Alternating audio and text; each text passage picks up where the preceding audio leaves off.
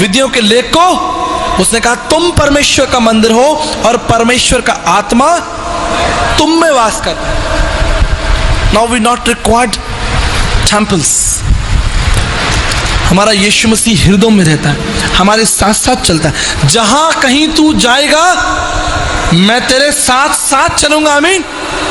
हम ऐसे परमेश्वर की आराधना करते हैं। हम कपाट बंद कर दे के परमेश्वर को छोड़कर आने वाले लोग नहीं हैं। कपाट बंद हो गए, हम वो लोग नहीं हैं।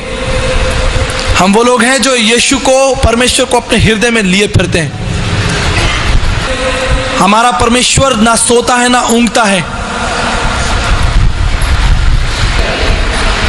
मेरे प्रियो, टमाटर सोच समझ के खरीदते हो, परमेश्वर सोच समझ के पाओ। सब एक नहीं है, सब दिख एक रहा है, लेकिन जब टटोलोगे ना तब समझ में आएगा। 19 साल तक ये जानने का प्रयास किया यीशु मसीह ही परमेश्वर है। आप समझ रहे हैं, मैंने यीशु मसीह को यूं ही ग्रहण नहीं कर लिया।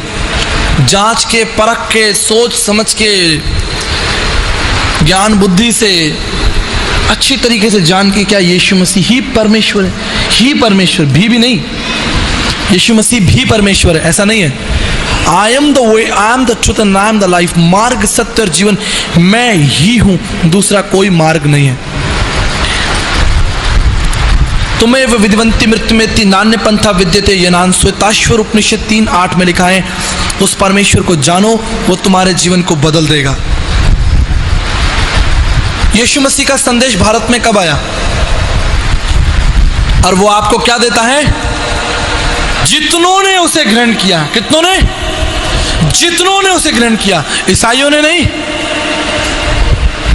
अंग्रेजों ने नहीं, जितनों ने उसे ग्रहण किया उनको परमेश्वर की वरदान मिला। वरदान क्या मिला?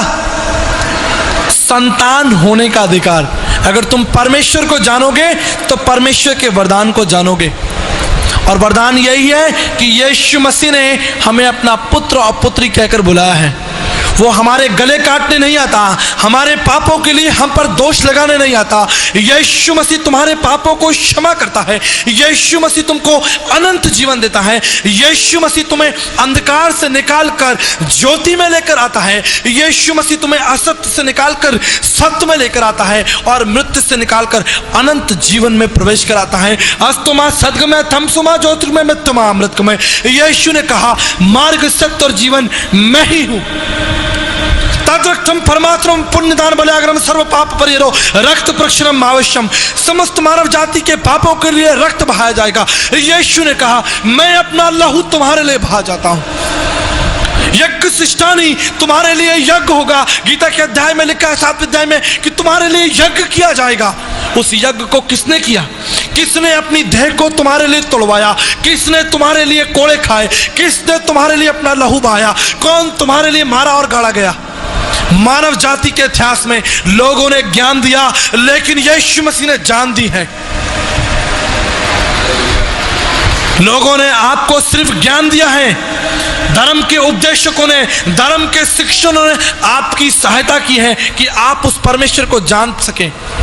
लेकिन यीशु ने अपने आप को जनवाने के लिए लिखा है, जब तक मैं गाड़ा नहीं जाऊंगा, जब तक मैं बोया नहीं जाऊंगा, मैं जब एक गेहूं का दाना बोया जाएगा तो 70 दाने। इसलिए यीशु मसीह बोया गया आपके पापों के लिए। भारतीय दर्शन की अभिलाषा थी कि परमेश्वर इस संसार में यज्ञ करेगा, मारा जाएगा, लेकिन तीसरे दिन जिंदा हो जाएगा। मृत्यु में तीव्रंदंत्या, जो मृत्यु पर जयवंत होगा। कौन जयवंत हुआ? मानव जाति के इतिहास में कौन मरकर जीवित हुआ?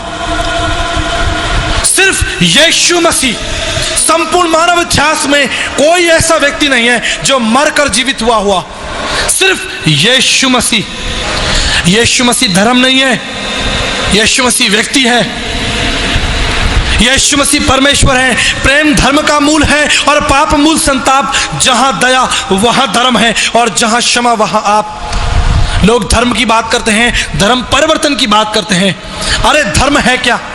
क्रूस पर धर्म निभाया गया, क्रूस पर क्षमा क्रूस पर से किया गया, क्रूस पर क्षमा दी गई।